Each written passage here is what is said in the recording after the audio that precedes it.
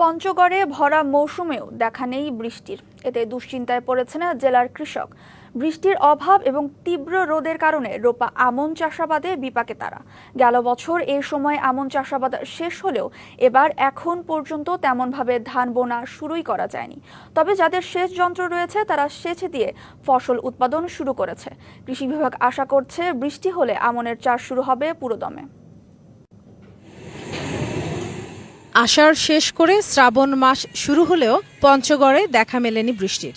কখনো কখনো আকাশে হালকা মেঘের দেখা মিললেও তা ক্ষণিকেই মিলিয়ে যাচ্ছে উত্তপ্ত সূর্যের প্রখর রোদে। ভরা বর্ষা মৌসুমে জেলায় বৃষ্টিপাত না হওয়ায় শুষ্ক জমি নিয়ে বিপাকে কৃষক। উপায় না পায় গাড়া শুরু করছি, কেউ কেউ অপেক্ষা হইতে হইতে, কেউ তো গাড়ার সুযোগে পানি এলাও তো গাড়াও পারেনি। অনাবৃষ্টির কারণে মাটি শুকিয়ে যাচ্ছে এবং ফেটে যাচ্ছে। চলতি মৌসুমে বাধ্য হয়ে অনেকে সেচের মাধ্যমে চালাচ্ছেন আমন ধান বোনার কাজ। এতে একদিকে উৎপাদন ব্যয় বেড়েছে কয়েক গুণ, অন্যদিকে সঠিক সময়ে আমনের চারা বুনতে না পেরে ফসল নিয়ে দুশ্চিন্তায় চাষিরা।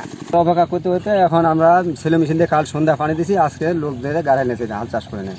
একনন সোপ দেশের নম্বর 1 হালাল অ্যান্টিব্যাকটেরিয়াল সোপ, ন্যাচারাল ব্যাকটেরিয়ালাইসিসের সুরক্ষায় ফ্রেশ ও অ্যাক্টিভ সব সময়। গার্ভার তো লাগছে, বিচন নষ্ট হয়ে যাচ্ছে, আর এখন মেশিন দিয়ে পানি দিয়ে গাড়াছি। মৌসুমের তুলনায় বৃষ্টিপাত কম হওয়ায় কৃষি বিভাগও পরামর্শ দিচ্ছে সেচের মাধ্যমে আমন রোপণের। চাষি পর্যায়ে আমরা আমাদের কৃষি সম্প্রসারণ বিভাগের পক্ষ থেকে তাদেরকে সম্পূরক সেচ ব্যবহার করে যত দ্রুত সম্ভব যাতে চারার বয়স বৃদ্ধি না হয়, এই অবস্থায় যেন তারা রোপা আমন লাগান, এ বিষয়ে আমরা চাষিদেরকে পরামর্শ দিচ্ছি, লিফলেট বিতরণ করছি। এবার পঞ্চগড় জেলায় 1,30,000 হেক্টর জমিতে রোপা আমন চাষের লক্ষ্যমাত্রা নির্ধারণ করা হয়েছে।